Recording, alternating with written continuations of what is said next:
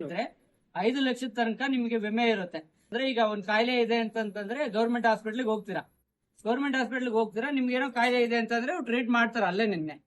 So ಅದಕ್ಕಿಂತ ಏನಾದ್ರು ನಿಮ್ಗೆ ತೊಂದರೆ ಇತ್ತು ಅಲ್ಲಿ ಸರ್ಕಾರಿ ಆಸ್ಪತ್ರೆಯಲ್ಲಿ ಸೌಲಭ್ಯ ಇಲ್ಲ ಅಂತಂದ್ರೆ, ಈಗ ಮೊಣಕಲ್ಲಿಂದು ಶಸ್ತ್ರಚಿಕಿತ್ಸೆ ಆಗಿರ್ಬೇಕಾಗುತ್ತೆ, ಇಲ್ಲ ತಲೆದೇನೋ ಶಸ್ತ್ರಚಿಕಿತ್ಸೆ ಆಗ್ಬೇಕು, ಆಪರೇಷನ್ ಆಗ್ಬೇಕು ಅಂತಂದ್ರೆ ಅವಾಗ ಸರ್ಕಾರಿ ಆಸ್ಪತ್ರೆಯಲ್ಲಿ ಸೌಲಭ್ಯ ಇರಲ್ಲ.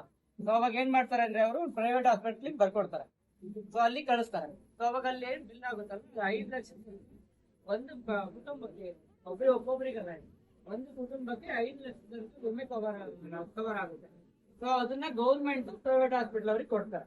ಸೊ ಬಟ್ ನಿಮ್ ಕೆಲಸ ಏನು ಅಂತಂದ್ರೆ, ನೀವು ಈ ಕಾರ್ಡ್ ಮಾಡಿಸಿ, ನಿಮ್ ಹೆಸರು ವಯಸ್ಸು ಎಲ್ಲ ಕರೆಕ್ಟ್ ಆಗಿ ಇರ್ಬೇಕು. ಅದ್ರಲ್ಲಿ ಆ ಕಾರ್ಡ್ ಮಾಡಿಸಿ ಇಟ್ಕೊಂಡಿರ್ಬೇಕು. ಯಾಕೆಂದ್ರೆ ಎಮರ್ಜೆನ್ಸಿ ಟೈಮ್ ಹೇಳಕ್ ಆಗಲ್ವಲ್ಲ ನಿಮ್ಗೆ ಯಾವಾಗ ಏನಾಗುತ್ತೆ ಅಂತ. ಸೊ ಅಂತ ಟೈಮಲ್ಲಿ ಯೂಸ್ ಮಾಡ್ಕೊಬೇಕು. ಸೊ ಗೊತ್ತಾಯ್ತಾ?